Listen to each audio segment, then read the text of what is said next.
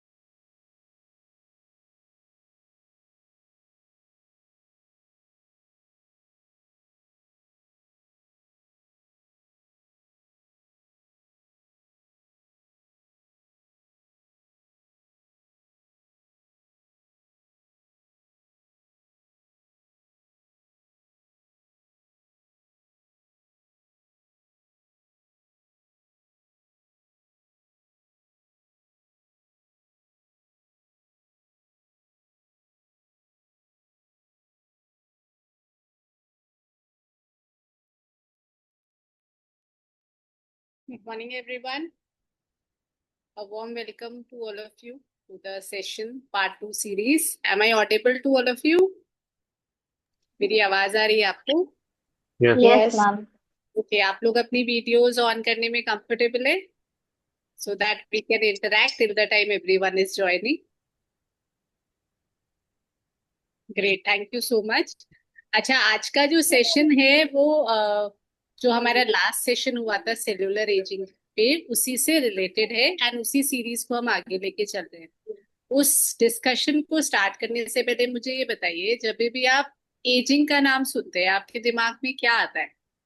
कुछ भी जो आप एजिंग सुनते ही एकदम आपको स्ट्राइक करता है, एजिंग मतलब क्या? Face पे wrinkle, okay, very good. face dull, face dull. बिल्कुल, रिंकल्स और फेस डल।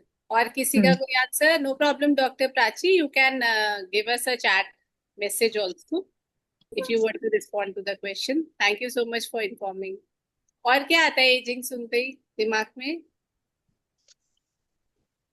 रिंकल्स आया, डल स्किन आया, व्हाट एल्स? जल्दी थक जाना. ओके ग्रेट, जल्दी थक जाना, स्टेमिना लो होना। और क्या? आप कैसे बोलते हो कि कोई एज कर रहा है या हम बड़े हो रहे हैं? कैसे सोचते हो? क्या देख के आपको लगता है पर्सनालिटी में, या कैसे आप जज करते हो? एक तो बोला डल स्किन है, रिंकल्स आ रहे हैं, एनर्जी लो हो रही है, और कुछ? समय से पहले बूढ़े दिखने लगते हैं। कैसे कैसे जज करते हैं आप वो? स्किन पे जैसे लोगों ने बताया, स्किन में सैगिंग आने लगती है, कुछ साइन और दिखने लगते हैं, और कुछ इम्यूनिटी भी इसमें ऐड होती है कि इसकी वजह से भी बिल्कुल जल्दी जल्दी सर्दी जुकाम हो रहा है, वो भी स्किन पे एक इफेक्ट डालता है। बिल्कुल। और और सोचिए, हर एक से एक एक आंसर मिलेगा तो भर जाएगा हमारा आंसर का बेलून हम जो भरना चाह रहे हैं। और कोई क्या सोचता है, एजिंग से क्या मतलब है? फिर हम डिस्कशन स्टार्ट करेंगे और कुछ इंटरेस्टिंग बातें और समझेंगे आज। और कुछ माइंड में आता है? जॉइंट पेन आता है? किसी को जॉइंट पेन हो रहा है, ऐसा लग रहा है यार उम्र हो रही है अब तो, है ना, घुटने दर्द करने लग रहे हैं। बहुत सारे लोग सोचते हैं अच्छा अब बेटे की शादी हो गई है, अब तो हम बड़े हो गए, ऐसा भी सोचते हैं ना एजिंग के लिए। सही बात है। हम बड़े हो 40 मतलब इंडिया में तो ये हो जाता है, इंडिया में तो ऐसा ट्रेंड है 40 के बाद ही आपको लगने लगता है, 40-45 के बाद कि हम लोग जो है अब बूढ़े होने लगे हैं, मतलब लोगों को ये लगने लगता है। बिल्कुल। Laughing line rough, yes, expression line wrinkle. Skin sagginess, बिल्कुल सही बोला। और सीमा, आप क्या सोचते हो? चलो, आपने इंडियन मेंटालिटी तो बताई, आपके हिसाब से आपको क्या लगता है एजिंग, आप कब बोलोगे कि यार मैं एज कर रही हूँ? मुझे तो लगता है मैं तो 60 तक भी नहीं बोलने वाली हूँ। बिकॉज मतलब डिपेंड करते हैं एजिंग, देखो एजिंग तो सबको ही आती है, मतलब 40 तो कोई एज नहीं है। खैर आप देखो कि 50 के बाद भी लोगों की स्किन देखो और लोगों को देखो तो लगता भी नहीं है कि 50 के होंगे। तो अगर मतलब एजिंग जो है वो शायद कहीं हमारी सोच में भी होती है कि जैसे जैसे हमारी उम्र बढ़ती है तो हमें लगता है कि यार एज होने लगी है, बट ऐसा नहीं होता है। अगर आप मेंटेन करके चलते हो, अपना खाना पीना है, अपने अच्छे प्रोडक्ट यूज करते हो, तो मुझे लगता है 60 तक भी एजिंग तो शायद नहीं आती है। आप पूरा मेंटेन रहते हो, आप मतलब अच्छा खाना खा रहे हो, आप बोन्स के लिए खा रहे हो, आप अपनी जो ग्रीसिंग है बॉडी की उसके लिए खा रहे हो, सब कुछ मेंटेन करके चल रहे हो, तो ऐसा कुछ विजिबली होता नहीं। हाँ, स्किन थोड़ा सा ये है कि स्किन पे आने लगता है थोड़ा सा रिंकल्स कह सकते हैं, या थोड़ा जो है आपका फाइन लाइंस आने लगती हैं, है ना, बट उसके लिए भी अगर हम अच्छी चीज यूज कर रहे हैं तो बहुत जल्दी वो नहीं विजिबल होती है, बहुत धीरे धीरे होती है, स्लो। वो तो आपने बात कर दी कि हम छुपाए कैसे, लेकिन आप किसी को देखोगे या आप अपने आप को बोलोगे या अपने स्पाउस को, नहीं यार हमारी हमारी एज हो रही है, आप कैसे जज करोगे? या मे भी आप अपने इर्द गिर्द लोगों को देखते होगे, कैसे जज करते हो कि एज बढ़ रही बैक है? पेन लोगों की ज्यादातर रहता है, बैक, हाँ बैक पेन हो रहा है। और जो है आपकी जो है बोन्स वीक हो रही हैं, है ना, तो उससे पता चलता है। थोड़ा सा स्किन आपकी डल होने लगती है तो उससे पता चल जाता है ना, या स्किन आपकी लटकने लगती है, मसल्स वीक होने लगती है, मसल्स आपको देखने में लगती है कि इस बंदे की मसल्स जो हैं अब वैसी हो रही हैं, लीन सी लगती हैं, तो उससे हम लोग आइडिया लगा सकते हैं कि हाँ। बिल्कुल सही बात। तो आप सबने करेक्ट आंसर्स दिए, सभी लोगों ने सही जवाब दिए। वाकई हम एजिंग इसी तरह से जज करते हैं कि हम जब मिरर में अपने आप को देखते हैं तो हम अपनी स्किन को जज करते हैं, अपनी हेयर कलर को जज करते हैं, अपनी बॉडी की टोनिंग को जज करते हैं, डेली एक्टिविटीज को जज करते हैं कि हम वो डेली काम उस एनर्जी के साथ या अपनी फुर्ती के साथ कर पा रहे हैं या नहीं। नीचे झुकना है, किसी पोस्चर में नीचे बैठना है, क्या हम बैठ पा रहे हैं? किसी के घर हम गए, मान लीजिए हमें नीचे जमीन पे बैठना पड़ा, हम नहीं बैठ पाए तो हमें लगता है, फिर रियलाइज होता है कि यार कुछ गड़बड़ है ना? तो हम सभी लोग इन्हीं पैरामीटर्स को जज करते हैं जब भी हम एजिंग वर्ड सुनते हैं, और हमारे एक्शंस भी कहीं ना कहीं उन्हीं के इर्द गिर्द सिर्फ घूमते रहते हैं। आज हम थोड़ा सा ना डीपर समझेंगे, क्योंकि बॉडी बनी जिन चीजों से है, एज उनकी होती है, उसका रिफ्लेक्शन है ये सब। मेरी स्किन में निशान आ गए, मेरी स्किन ढलक गई, डलनेस आ गई, मेरी स्किन में शाइन नहीं रही, लटक गई है स्किन, बाल सफेद हो गए हैं, ये सब उन चीजों का रिफ्लेक्शन है जो बॉडी के अंदर हो रहा है। अच्छा ये बताइए, कुछ लोगों को आपने देखा होगा जो उस एज के होते हुए भी वैसे नहीं लगते, अगर आप उनके काम के ढंग को या उनके बॉडी को देखो, तो इसका मतलब हर चीज आउटर नजरिए से देखने वाली नहीं होती। इसका मतलब बॉडी के अंदर कुछ ऐसी चीजें हैं जिनका अगर हम ध्यान रखना शुरू कर दें तो हम एजिंग इफेक्ट को अपने ऊपर आने से डिले कर सकते हैं। राइट, रोक तो नहीं सकते लेकिन डिले कर सकते हैं।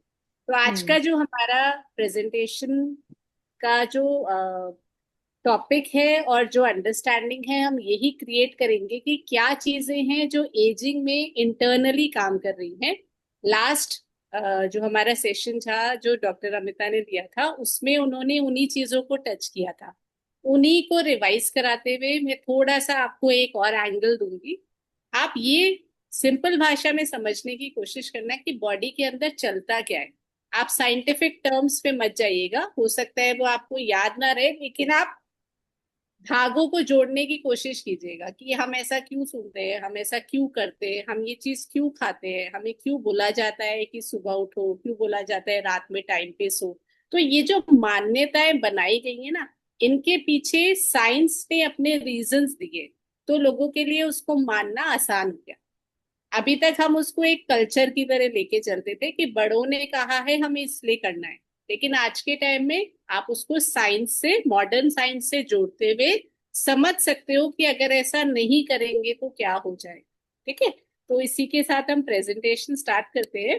प्रेजेंटेशन मैक्सिमम 30 to 35 मिनट्स की रहेगी, उसमें आपकी अंडरस्टैंडिंग क्रिएट हो जाएगी।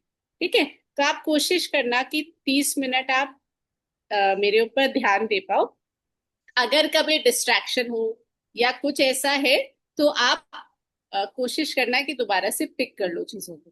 ठीक है, बिकॉज ये इम्पोर्टेंट इसीलिए है समझना क्योंकि आने वाला जो टाइम है उसमें इन्हीं चीजों के बारे में आप सुनोगे ज्यादा से ज्यादा। आप कोई रील देखोगे, सोशल मीडिया में आप कुछ सर्च कर रहे हो, हर चीज उन्हीं चीजों पे बात कर रही होगी। तो बेसिक अंडरस्टैंडिंग क्रिएट हो जाएगी, तो आप उन चीजों को पकड़ पाओगे और टाइमली एक्शन ले पाओगे। हो सकता है आपकी उम्र बढ़ गई, कुछ गलतियां हुई, लेकिन अगर आज मुझे क्लियर है तो मैं आने वाली जनरेशन्स को, अपने आसपास के लोगों को उन चीजों से बचा सकती हूँ। राइट, तो मोटिव यही है वेडनेसडे वेलनेस सेशंस का कि जो टॉपिक्स इंपॉर्टेंट है उनको समझा जाए सिंपल भाषा में और उनपे राइटली एक्शन लिए जाए। ठीक है, मैं स्क्रीन शेयर कर रही हूँ एंड हम लोग सवाल जवाब लास्ट में कर लेंगे। किसी का कोई सवाल हो तो आप पूछिएगा एंड कभी ये मत सोचिए कि सवाल मेरा छोटा है बड़ा है। जब हम अंडरस्टैंडिंग डेवलप कर रहे होते हैं तो हर तरह के सवाल दिमाग में आते हैं। ये राइट प्लेटफॉर्म है जिसमें आप अपने हर तरह के सवालों को पूछ सकते हैं। राइट, आपको ये प्रेजेंटेशन विजिबल है?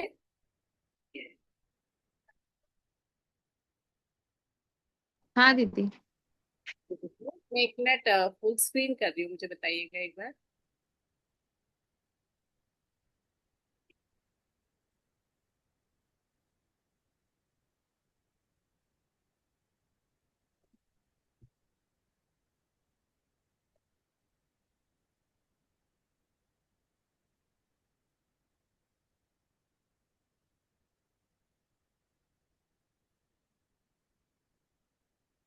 एक मिनट दीजिएगा, मैं दोबारा शेयर।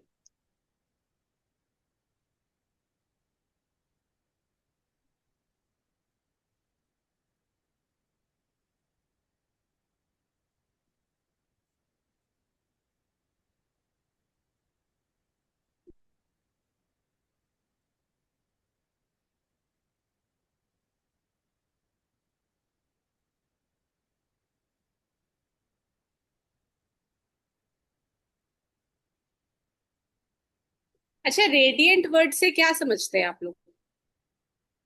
रेडिएंट वर्ड सुनते ही क्या दिमाग में आता है? ग्लोइंग, चमकना। रेडियंट मतलब चमकदार।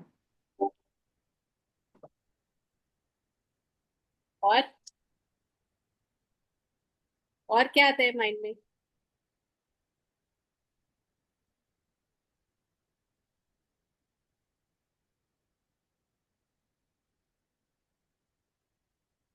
और कुछ आता है किसी के माइंड में रेडिएंट वर्ड सुनते ही?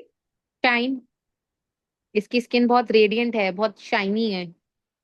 Okay, right. और किसी को कुछ नहीं आता माइंड में? सीमा को ही आता है बस? सभी लोग शेयर कीजिए कुछ माइंड में अगर आ रहा है आपके।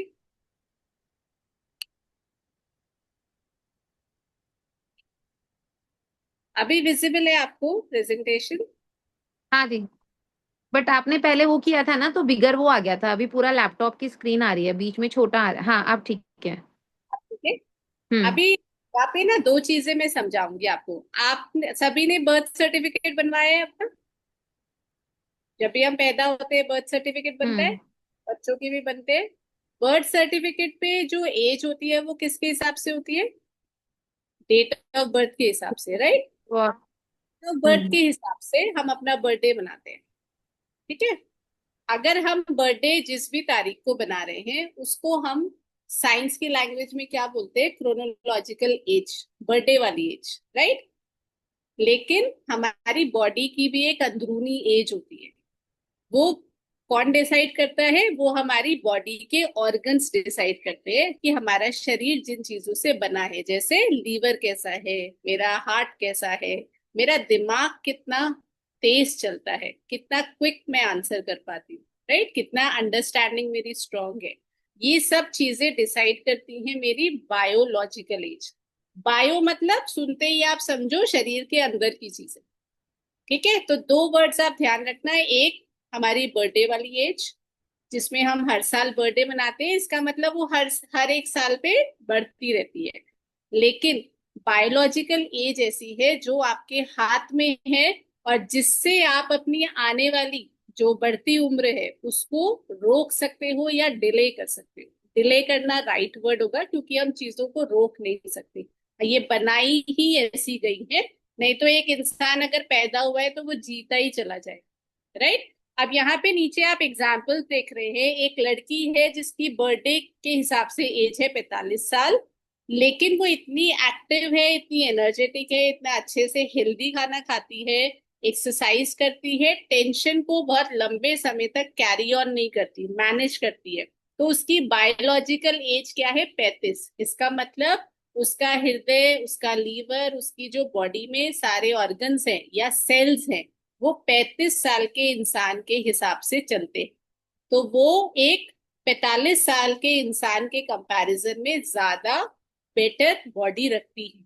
उसकी बॉडी में शक्ति ज्यादा है, स्टेमिना ज्यादा है, फुर्ती ज्यादा है।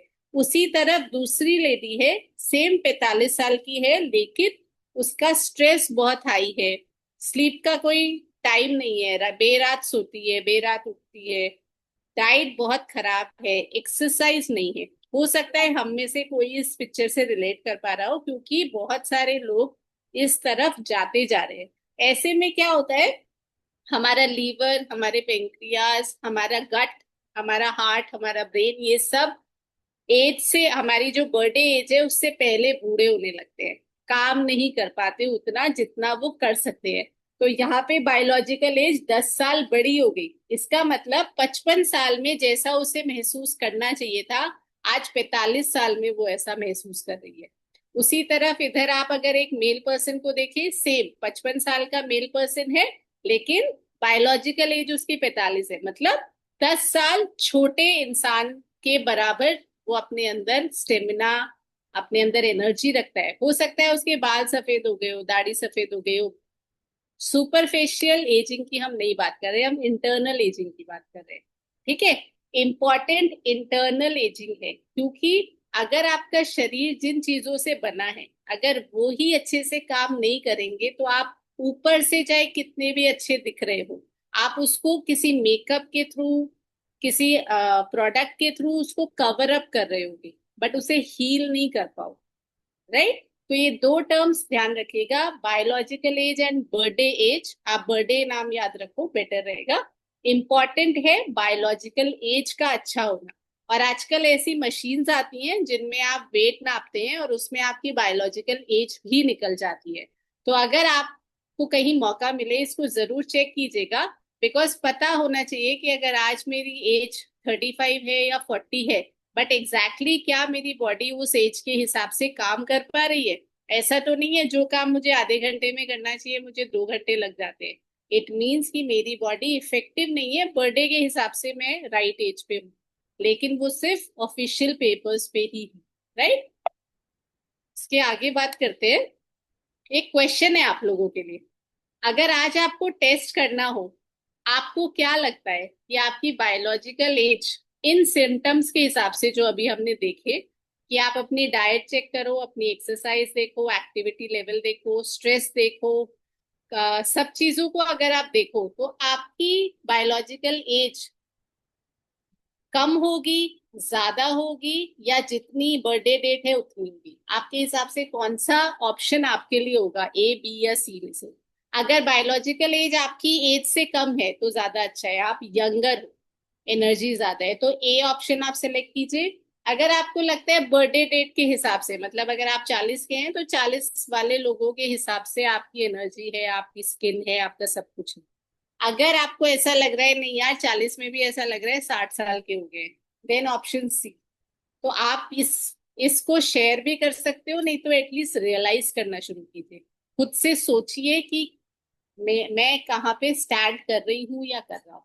Right, this is very important. तभी आप राइट टाइम पे एक्शन ले पाओगे और अपने आप को खराब स्थितियों से बचा पाओगे।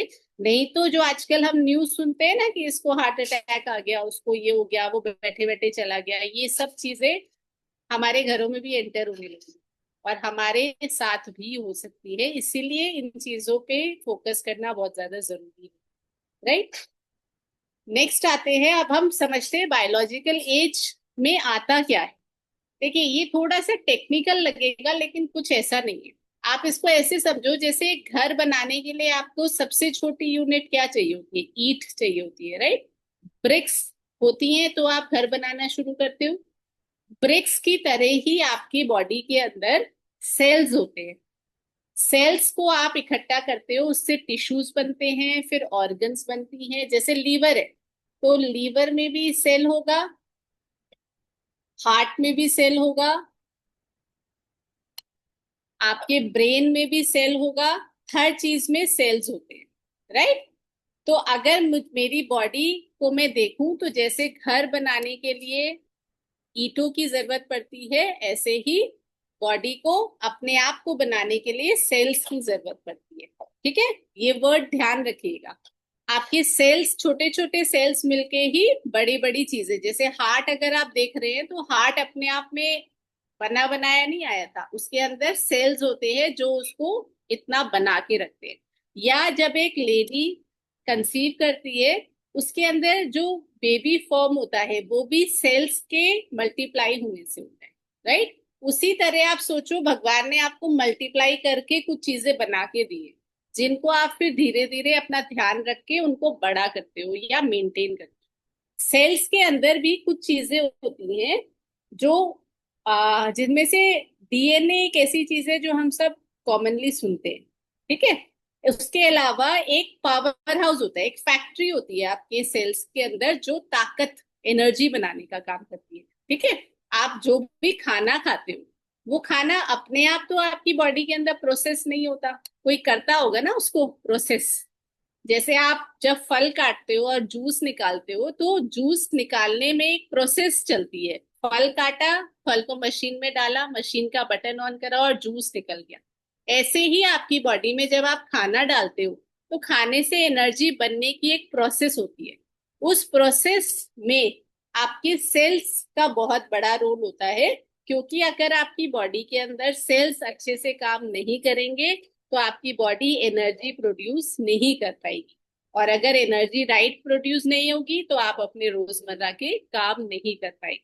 राइट, तो इसका मतलब मैं जो भी खाना खाती हूँ या खाता हूँ, और हम सांस लेते हैं, हम जो भी ब्रीथ करते हैं उसमें हमें क्या मिलता है, ऑक्सीजन मिलता है। ये दोनों चीजें इंपॉर्टेंट है हमारे जिंदा रहने के लिए। इसका मतलब ये दोनों चीजें शरीर में कुछ ऐसा करती हैं जिससे हमारा शरीर चलता है, उसको आम भाषा में हम एनर्जी बोलते हैं।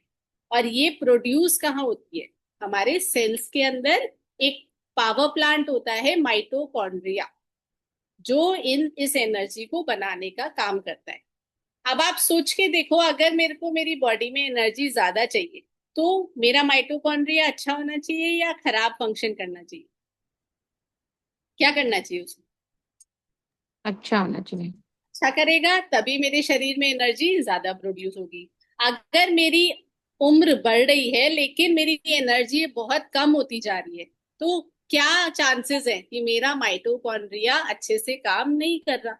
मैं खाना तो खा रही हूँ लेकिन वो खाना एनर्जी में कन्वर्ट नहीं हो रहा, तो वो जा कर रहा है। इसका मतलब वो खाना प्रोसेस नहीं हो पा रहे हैं अच्छे से, तो मुझे मेरे प्रोसेसिंग स्टाइल पे वर्क करना पड़ेगा। या मैं खाना गलत खा रही हूँ जिसमें से मेरी बॉडी कुछ निकाल नहीं पा रही है। दो ही कारण होंगे, या तो खाना गलत है या वो खाना ठीक से पच नहीं रहा है जिसकी वजह से एनर्जी नहीं निकल पा रही है। दूसरी चीज, जब भी हम खाना खाते हैं, सांस लेते हैं, बॉडी में ऊर्जा बनती है। ये ऊर्जा को हम खर्च करते हैं। जैसे आपको ध्यान होगा, पहले के जमाने में हम एक चीज देते थे तो दूसरी चीज मिलती थी, बार्टर सिस्टम बोलते थे ना। या आज के टाइम में आप पैसा रखते हो अपने पास, आपको बाजार में कोई भी चीज चाहिए तो आप क्या बोलते हो, भैया 500 रुपए की है, 500 का नोट दो और चीज ले लो। ऐसे ही आपकी बॉडी करती है। आप बॉडी को खाना देते हो, ऑक्सीजन देते हो, आपकी बॉडी उसके बदले में आपको क्या बना के देती है, ऊर्जा बना के दे रही है।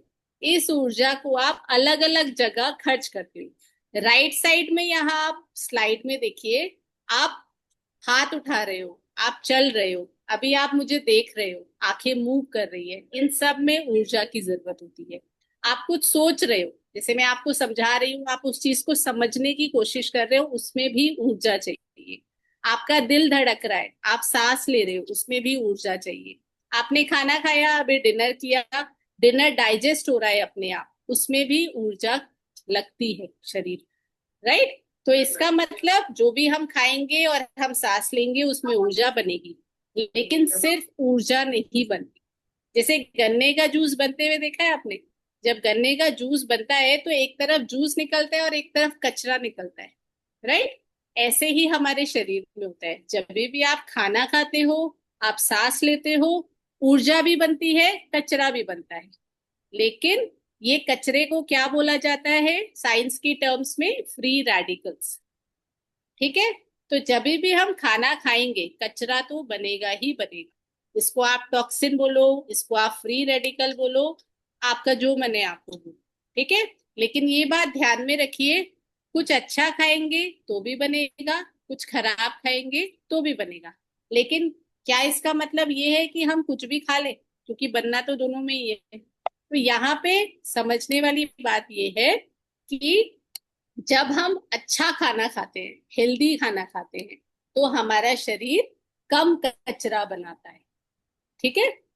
लेकिन जब हम गलत खाना खाते हैं तो हमारा शरीर ज्यादा कचरा क्रिएट करता है, मतलब ज्यादा फ्री रेडिकल्स बनाता है। आज से आप इस टर्म को इस तरह से याद रख सकते हो, फ्री रेडिकल, ठीक है। तो अगर मैंने मान लीजिए बारिश का मौसम है, मेरा मन करा चलो यार आज पकौड़े खाते हैं बाहर जाके, तो पकौड़े और चाय खा के आए आप, इसका मतलब आज आपके शरीर में फ्री रेडिकल्स ज्यादा बनने वाले, राइट। यही काम अगर आप रोज कर रहे हो, आप रोज बाहर खा रहे हो या बहुत फ्रीक्वेंटली बाहर खा रहे हो, फ्रीक्वेंटली का मतलब हफ्ते में शायद 2 से 3 दिन खा रहे हो, या दिन का एक मील बाहर ही जा रहा है, तो ऐसे में क्या होगा, फ्री रेडिकल शरीर में ज्यादा बन जाएंगे, कचरा शरीर में ज्यादा बन जाएगा। ऊपर दो गाड़ियों की फोटो है, लेफ्ट साइड वाली जो फोटो है ये भी फ्यूल डाल के चलती है, राइट साइड का जो ट्रक है ये भी फ्यूल डाल के चलता है। इसका मतलब खाना दोनों खाते हैं, लेकिन कौन से खाने में एनवायरनमेंट को नुकसान नहीं हो रहा है और कौन से खाने से एनवायरनमेंट को नुकसान हो रहा है, ये आपको यहाँ इमेजेस में क्लियर हो रहा होगा। लेफ्ट वाली जो कार है ये एक हाइब्रिड कार है, जो फ्यूल को, जो वो ईंधन यूज कर रही है उसको अच्छे से इस्तेमाल करके उसको यूटिलाइज कर रही है। लेकिन राइट साइड में क्या हो रहा है, डीजल का ट्रक है, बहुत पुराना है, कंडीशन बहुत खराब है, इंजन बहुत खराब है, इस वजह से धुआं बहुत ज्यादा प्रोड्यूस कर रहा है। इसका मतलब ये फ्री रेडिकल्स ज्यादा दे रहा है एनवायरमेंट को। ऐसे ही हमारा शरीर है, हमारे शरीर में अगर ईंधन गलत जाएगा तो हमारा शरीर कचरा ज्यादा बनाएगा, राइट। इसीलिए बोला जाता है जंक फूड ज्यादा खाना नहीं चाहिए, ऑयली ज्यादा नहीं खाना चाहिए, शुगर ज्यादा नहीं खानी चाहिए। उसके रीजन ये है साइंटिफिक, कोलेस्ट्रॉल बढ़ेगा, ट्राइग्लिसराइड बढ़ेगा, ये टर्म्स इंपॉर्टेंट है, लेकिन एट लास्ट जो उसका सिग्निफिकेंस है वो है कि बॉडी में फ्री रेडिकल ज्यादा होगा, जिसकी वजह से आपकी बॉडी को डैमेज होगा, क्योंकि ये कचरा आपके शरीर के अंदर कहीं ना कहीं जमा होगा, जिसकी वजह से बॉडी में कुछ चीजें गलत होंगी, जो आप रिपोर्ट्स में फिर देखना शुरू करते हो, राइट। दूसरी चीज, खाने के अलावा अगर हम चलते फिरते कम हैं, हम अपने शरीर को बहुत ज्यादा हिलाते नहीं हैं, हम बहुत ज्यादा सोचते हैं, ओवर थिंकिंग करते हैं, कोई भी जरा सा इंसिडेंट हुआ या किसी ने कुछ बोल दिया तुरंत बुरा लग गया और उस बात को सोचे जा रहे हैं, या मेरे को नींद बहुत अच्छी नहीं आती, रात में मैं बहुत लेट जागती हूँ, सुबह देर तक सोती हूँ, मेरा खाना पीना अच्छा नहीं है, अल्कोहल बहुत ज्यादा लेती हूँ, इन्फ्लेमेशन बहुत लंबे अरसे से है, इन्फ्लेमेशन मतलब कोई ना कोई इन्फेक्शन आपको हो जाता है, वो बहुत लंबे अरसे से चल रहा है, तो ऐसे केसेस में बॉडी में इन्फ्लेमेशन बनने लग जाता है। इन्फ्लेमेशन के बहुत सारे कारण होते हैं, बट आप एक इस तरह से समझ सकते हो। इन सब चीजों से क्या होगा, आपके शरीर में कचरा ज्यादा बनेगा, कचरा ज्यादा बनेगा, फ्री रेडिकल ज्यादा बनेंगे। अब आप सोच के देखो, अगर आपके घर में जगह जगह जगह गंदगी बढ़ने लग जाए, तो क्या घर में वायरसेस, बैक्टीरिया, इंसेक्ट्स आएंगे? यस और नो? Yes. यस। राइट। इसी तरह बॉडी में, आपकी बॉडी के अंदर अगर फ्री रेडिकल्स बढ़ेंगे, तो शरीर के अंदर दिक्कतें तो आएंगी। उन दिक्कतों के अलग अलग नाम है।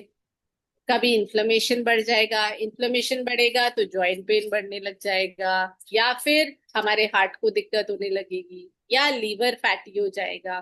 तो ये चैलेंजेस बॉडी के अंदर कहीं ना कहीं होंगे, उनके नाम आपको अलग अलग दिखेंगे।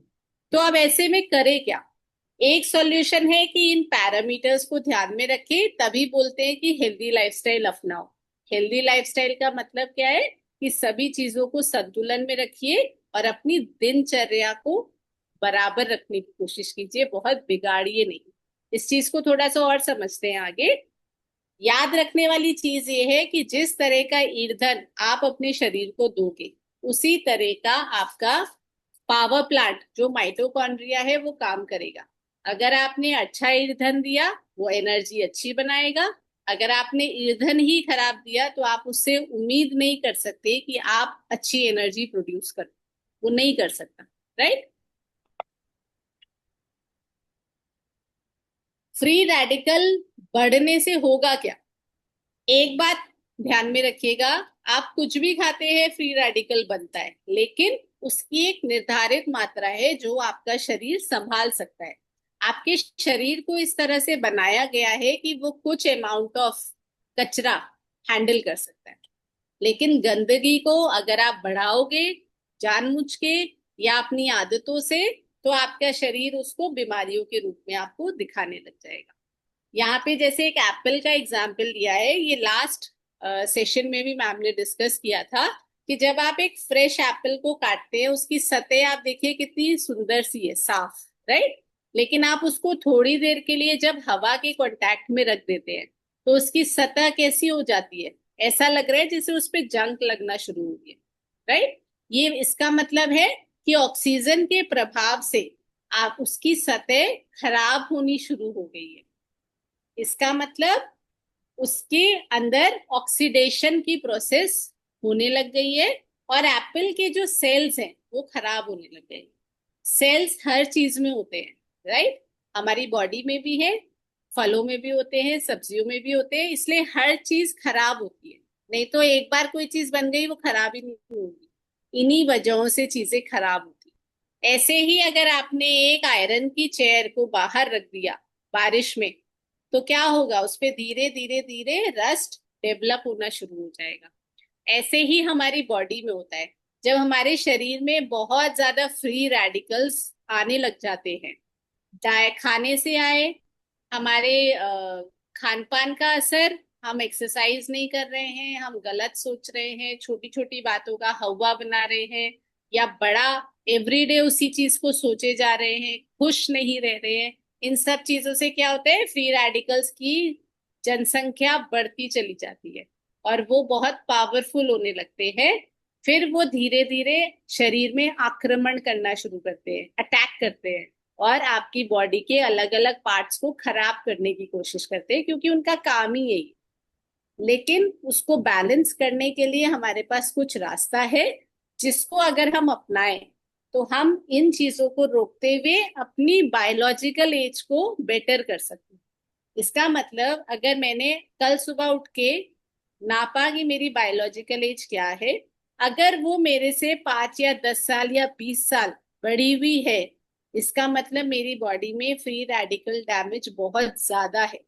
उसको रिड्यूस करने के लिए मुझे सारी चीजों पे चेक करना पड़ेगा कि मेरा खान पान कैसा है, मेरा सोने का उठने का रूटीन कैसा है, मैं सोचती कैसा हूँ, खुश कितना रहती हूँ, एक्सरसाइज कितना करती हूँ, मेडिटेशन कितना करती हूँ, वो सब आपको चेक करना। हालत जितनी खराब होगी उतने स्ट्रॉन्ग एक्शंस हमको लेने पड़ेंगे, क्योंकि क्रोनोलॉजिकल एज तो आपकी हर साल बढ़ेगी, लेकिन बायोलॉजिकल एज जल्दी से बहुत बढ़ सकती है। बहुत सारे लोगों का 30-30 साल का गैप आता है। बंदा 40 का है लेकिन 70 का उसकी बॉडी बायोलॉजिकल एज दिखाती है। तो आप सोच के देखिए कि वहां पे समझना जरूरी है कि कौन सा पैरामीटर गलत है। क्या वो ज्यादा स्ट्रेस लेता है, या उसका खान पान बाहर रहता है, जॉब ऐसी है, ये सब हमको समझने की जरूरत होती है। अगर हम इस पे ध्यान नहीं देंगे तो क्या होगा, हमारी बॉडी के सेल्स डैमेज होने लग जाएंगे। सेल मतलब माइटोकॉन्ड्रिया भी डैमेज होगा, डीएनए भी डैमेज होगा, और डीएनए के अंदर टेलीमोर करके एक चीज होती है, वो भी आपकी डैमेज होने वाली, टेलीमियर्स, राइट, जो आपके सेल को विभाजित करने का काम करते हैं। जैसे आप आटा मलते हो ना, आटा मल के मान लो आपने 12 रोटियां बनाई, तो ऐसे ही आपका सेल होता है, वो धीरे धीरे ना डिवाइड होता रहता है। जैसे आपने एक लोई ली तो मतलब एक बार डिवाइड किया, फिर एक बार एक रोटी और बनाई तो फिर डिवाइड किया। तो ऐसे ही आपकी बॉडी के अंदर ये विभाजन चलता रहता है। अगर हम इसे सक्रिय रूप से करना चाहते हैं, मतलब अच्छे से करना चाहते हैं, तो हमें अपने शरीर को ईंधन अच्छा देना पड़ेगा, जैसे वो गाड़ी ने दिया, राइट। यहाँ पे ये चीज अब माइंड में रखिएगा, ज्यादा कचरा शरीर में होगा, गंदगी ज्यादा होगी आपके शरीर के अंदर, आपके शरीर के अंदर एप्पल की तरह ऑक्सीडेटिव स्ट्रेस ज्यादा बढ़ जाएगा, राइट, जिसकी वजह से आपकी सेल्स के अंदर का डीएनए भी डैमेज हो सकता है। डीएनए डैमेज होने का मतलब कि टेलोमियर्स भी डैमेज हो रहे हैं, जो हमारे सेल को विभाजित करते हैं और उसको, हमारी बॉडी को हेल्दी रखते हैं या जवान रखते हैं। मान लीजिए एक 24 साल का लड़का है, उसकी शादी नहीं हुई है, जॉब लगी है नई नई, मेट्रोपॉलिटन सिटी में रहता है, खान पान सब बाहर चल रहा है, क्योंकि यंग बच्चा है, नई नई जॉब लगी है, नया नया पैसा हाथ में आया है, तो लेट नाइट मस्ती भी चल रही है, थोड़ा अल्कोहल भी शुरू कर दिया जॉब में। ऐसे में क्या हो रहा है, वो अपनी बॉडी के अंदर फ्री रेडिकल डैमेज बढ़ा रहा है, जिसकी वजह से बॉडी में ऑक्सीडेटिव स्ट्रेस धीरे धीरे बढ़ जाएगा, उससे उसकी बॉडी के टेलोमियर्स खराब हो जाएंगे। तो आपको थोड़े दिनों में वो 24 साल का ना दिख के ऐसा लगेगा कि बेटा तुम तो 30 साल के लग रहे हो। ऐसे होते हैं ना कुछ लोग जिनको आप देख के बोलते हो यार ये तो बहुत बड़ा लग रहा है अपनी एज से, तो उसमें यही होता है, आपके सेल्स के अंदर जो टेलोमियर्स हैं वो डैमेज होने लग जाते हैं। दूसरी चीज, हमारे शरीर में ना एक ऑन ऑफ स्विच बटन होता है, इसको साइंटिफिक लैंग्वेज में एपिजेनेटिक क्लॉक बोलते हैं। जब हम गलत चीजें खाते हैं या गलत लाइफस्टाइल अपनाते हैं, ये क्लॉक डिस्टर्ब हो जाता है, जिसकी वजह से हमारे शरीर के अंदर जो चीजें अच्छे तरीके से होनी चाहिए वो नहीं। इसको आम भाषा में आप इस तरह से ध्यान रख सकते। अब इसके लिए हम करें क्या? इसके लिए एक रास्ता है जिसको आप सुनते भी हैं कि एंटीऑक्सीडेंट्स हमको खाने चाहिए। तो आज इस बात को समझिए कि एंटीऑक्सीडेंट्स क्यों खाने के लिए बोला जाता है। बहुत सारी जगह बहुत सारे लोग ये भी सुनते होंगे, let's go for antioxidant diets. ठीक है, हम ज्यादा फल और सब्जियों पे उतर जाते हैं, हम सिर्फ वही खाएंगे। एट लास्ट कहने का मतलब ये है कि हम अपनी बॉडी के अंदर एंटीऑक्सीडेंट्स को बढ़ाने की कोशिश कर रहे हैं ताकि वो फ्री रेडिकल से लड़ पाए। आपके शरीर में गंदगी बढ़ गई है या घर के अंदर गंदगी बढ़ गई है, तो अब आप क्या करोगे? आपको झाड़ू बार बार लगानी पड़ेगी। ये झाड़ू लगाने का काम कौन कर रहा है? एंटीऑक्सीडेंट्स का। एंटीऑक्सीडेंट्स के पास पावर है कि वो आपके शरीर में से गंदगी को एवरीडे निकालते हैं। ये भगवान ने ऐसे ही आपको शरीर बना के दिया है। लेकिन जब आप गंदगी को ज्यादा डेवलप करोगे, ज्यादा कचरा इकट्ठा करोगे, तो आपको एंटीऑक्सीडेंट्स भी शरीर को ज्यादा देने पड़ेंगे। नहीं दोगे तो ये इम्बैलेंस क्या करेगा? आपको बीमार करने लग जाएगा, राइट? तो एंटीऑक्सीडेंट्स दो तरीके के होते हैं। एक होते हैं जो आपका शरीर खुद बनाता है, और एक होते हैं जो आपके शरीर को ऊपर से मिलने चाहिए। तो आप अलग अलग वेराइटी ऑफ खाना खाते हो जिससे आप शरीर को ऊपर से एंटी ऑक्सीडेंट्स देने की कोशिश करते हो। एंटी मतलब क्या? जो मेरा ऑक्सीडेटिव स्ट्रेस हो रहा है उसको रोकने के लिए मैंने एंटी ऑक्सीडेंट दे दिया।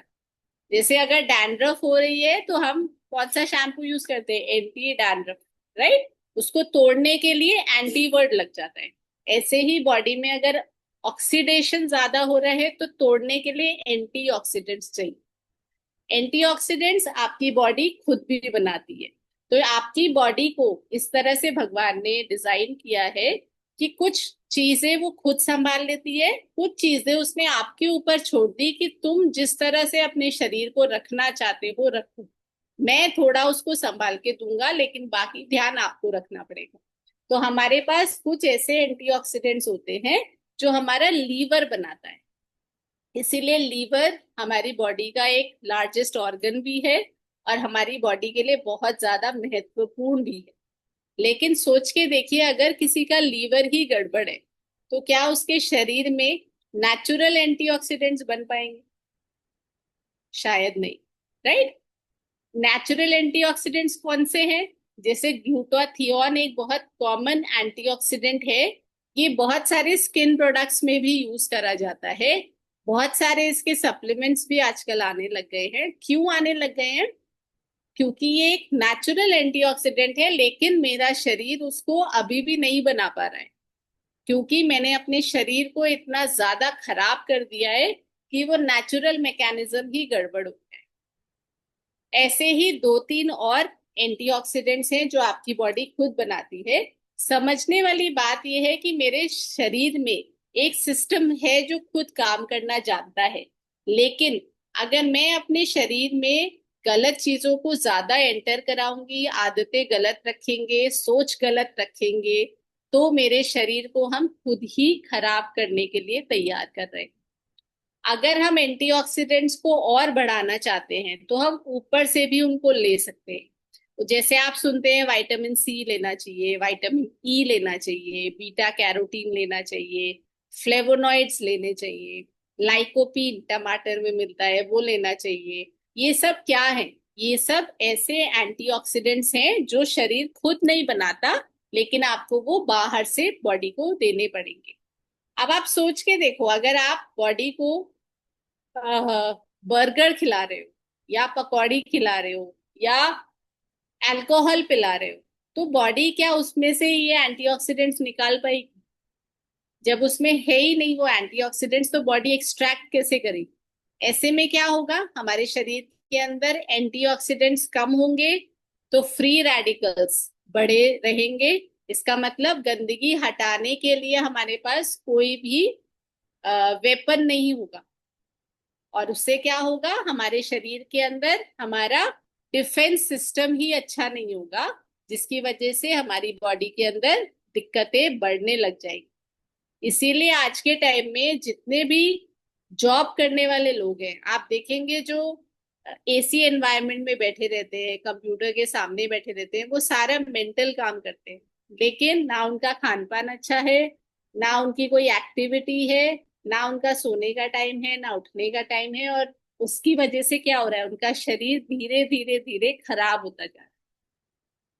और इसका रीजन यही है कि बॉडी के अंदर एंटीऑक्सीडेंट्स तो जान ही रहे हैं, गंदगी ज्यादा बन रही, राइट?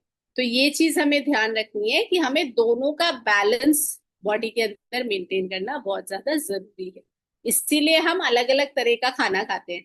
क्यों बोला जाता है 5 तरीके की फल खाने चाहिए हर रोज, 5 तरीके की सब्जियां खानी चाहिए हर रोज? Colourful variety of fruits and vegetables खाओ। कभी भी कलरफुल वेराइटी ऑफ स्नैक्स तो नहीं बोला जाता खाने के लिए कि चलो आज इस कंपनी का कुरकुरे खाया है, कल उस कंपनी का कुरकुरे खाना, नहीं ना। क्यों? क्योंकि उसमें से ऐसा कुछ मिलता ही नहीं है, बॉडी निकाल ही नहीं पाएगी। लेकिन हम लोग उसकी तरफ बढ़ते जा रहे हैं। हम आज के टाइम में अपने शरीर को ना समझते हुए सिर्फ और सिर्फ अपनी जीभ के स्वाद को समझने में इंटरेस्टेड है, एंड जिसका रिजल्ट क्या हो रहा है? बीमारी। तो अगर हम इस बार बीमार होते हैं तो आपको ये सोचना पड़ेगा कि हम क्या कर रहे हैं और वहां गलती क्या हुई है जिसको हमें नेक्स्ट टाइम सुधारना है। ठीक है, ये नहीं सोचना है कि अरे डॉक्टर ने तो मुझे ये फला फला बीमारी बता दी। वो बीमारी में अटकना नहीं है, ये सोचना है वो बीमारी हुई क्यों है। एंड सबसे अच्छी बात है कि ये जो वेडनेसडे वेलनेस सेशंस है इनमें आपको अवेयर इसीलिए करा जा रहा है। इसके अलावा भी आईएचई इन्हीं चीजों पे काम कर रहा है कि अगर कोई इंसान बीमार हो रहा है उसको ये समझाने में हम मदद कर पाए कि तुम्हारी बीमारी का कारण क्या है, ताकि तुम उस कारण को समझो और फिर उस पे काम करना शुरू। राइट, तो ये चीजें बहुत जरूरी है। इसीलिए आदत बनाइए, सुबह जब आप उठते हैं कोशिश कीजिए अपनी बॉडी को सबसे पहले पानी देने की, एंड उसके बाद उसको भीगे हुए आप बादाम दीजिए, अखरोट दीजिए, अंजीर दीजिए। ये चीजें अच्छी हैं एंड शरीर के लिए बहुत ज्यादा जरूरी है। डाइट में और क्या चीजें होनी चाहिए ये आपको आने वाले सेशंस में पता चलेगा। तो आने वाले 3 सेशंस बिल्कुल मत छोड़िएगा वेडनेसडे वेलनेस के। अलग अलग टॉपिक्स पे रिलेटेड टू सेलुलर एजिंग की बात होने वाली, राइट। लेकिन हर टॉपिक आपको कुछ नया सिखा के जाएगा। ठीक है, तो मेजर चीजें हमने समझ ली हैं। मुद्दा ये है कि हमें अपने खान पान को अच्छा रखना है, तभी हमारा डीएनए अच्छे से काम करेगा। डीएनए अच्छे से काम करेगा, टेलोमियर अच्छे से काम करेगा, तो मेरा सेल लंबा चलेगा। मुझे मेरे सेल को लंबा चलाना है। अगर वो जल्दी जल्दी मरने लग गया तो मेरा शरीर की बैंड बच जाएगी। अगर आज एक इंसान 20 साल का है या 40 साल का है और उसको लग रहा है कि वो 60 जैसा फील कर रहा है, इट मीन्स उसने अपने शरीर को कुछ अच्छा नहीं दिया है या आदतें गड़बड़ है।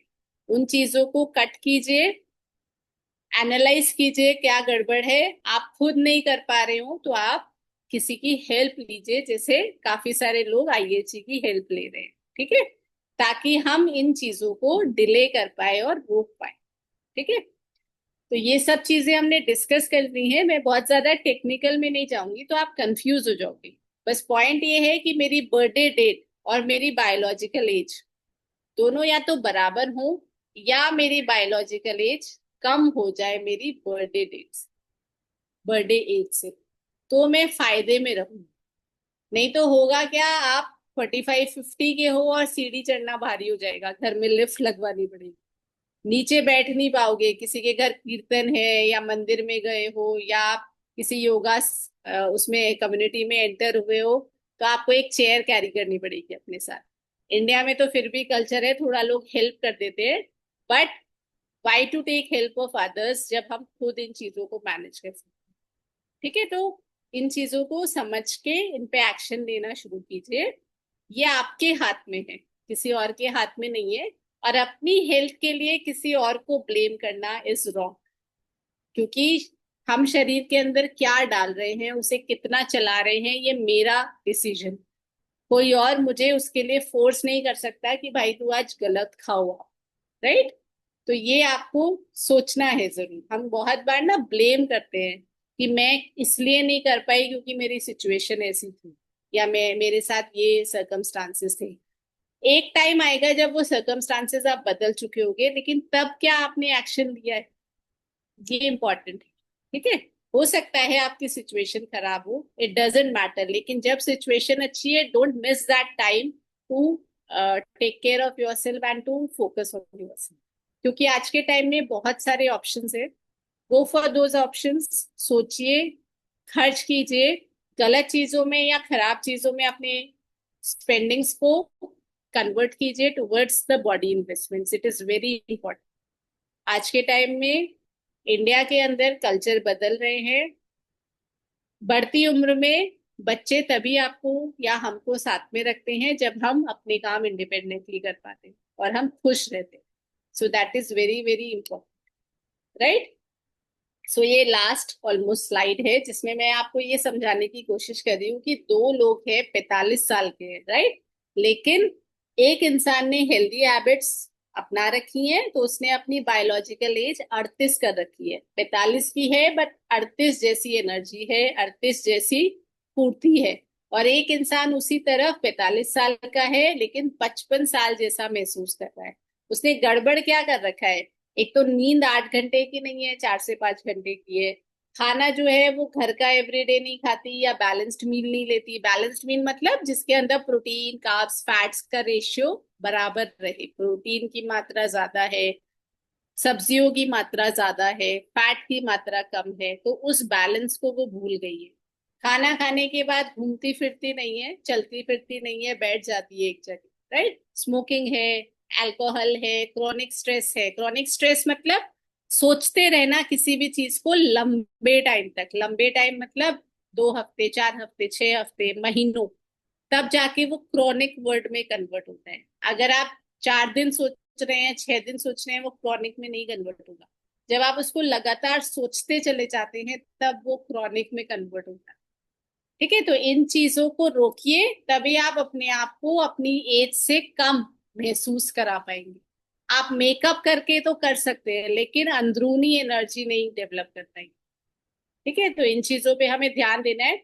छोटी छोटी जो चॉइसेस होती है ना एवरीडे की, उनसे इंसान यंग महसूस कर सकता है. इसीलिए बोलते हैं ना छोटी छोटी आदतों पे फोकस करो. मैं कभी किसी सेशन में मौका लगेगा तो मैं आपको एक बुक का भी रिव्यू दूंगी.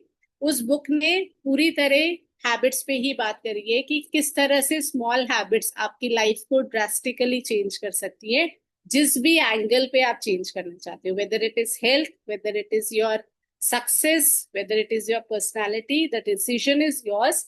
But the principles are the same कि हमें छोटी छोटी हैबिट्स पे फोकस करना चाहिए. बड़ी बड़ी हैबिट्स या बड़े बड़े गोल्स ना रख के छोटे छोटे गोल्स को फोकस कीजिए, ताकि हेल्दी लाइफस्टाइल रहेगा, ज्यादा एंटीऑक्सीडेंट्स बॉडी में रहेंगे, लेस ऑक्सीडेटिव स्ट्रेस होगा, आपका पावर प्लांट, फैक्ट्री, माइटोकॉन्ड्रिया वो अच्छा रहेगा, सेल्स अच्छे रहेंगे, क्लॉक अच्छी रहेगी और आपकी बायोलॉजिकल एज कम हो जाएगी.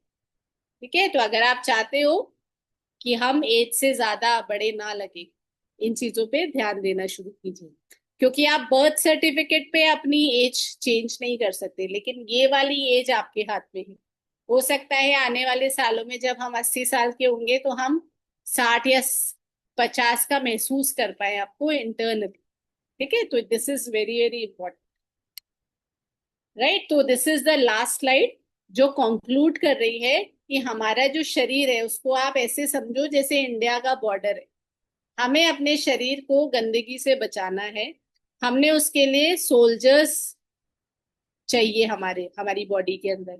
ये सोल्जर्स है एंटीऑक्सीडेंट्स और दुश्मन है फ्री रेडिकल. कुछ सोल्जर्स है जो हमारे शरीर के अंदर बने बनाए हैं, तो हमें उसके लिए मेहनत नहीं करनी है, सिर्फ हमें अपनी आदतों को अच्छा रखना है. और कुछ एंटीऑक्सीडेंट्स, कुछ सोल्जर्स ऐसे हैं जो हमें हायर करने पड़ेंगे, खरीदने पड़ेंगे.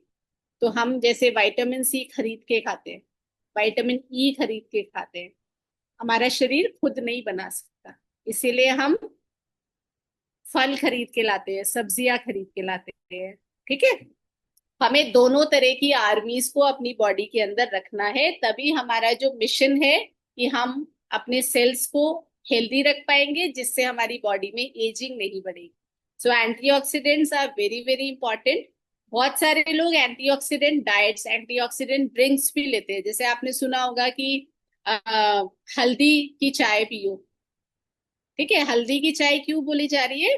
हल्दी की चाय पीने से हमारा लीवर बेटर रहता है, इन्फ्लेमेशन बॉडी के अंदर कम होता है, तो एट लास्ट वो सेल को अच्छा रखने में हेल्प करता है.